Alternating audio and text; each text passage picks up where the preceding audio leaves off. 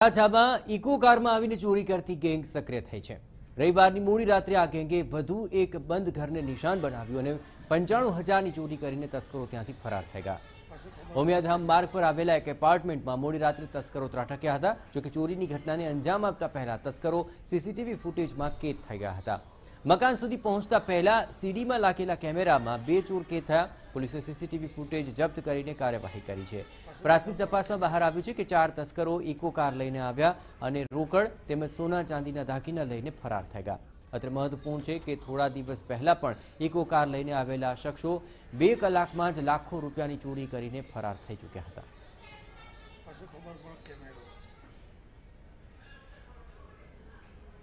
વરાછામાં અમરજોત apartment છે, ઉમિયાધામ સોસાયટીની પાસે મોયદા મંદિરની નજીકમાં।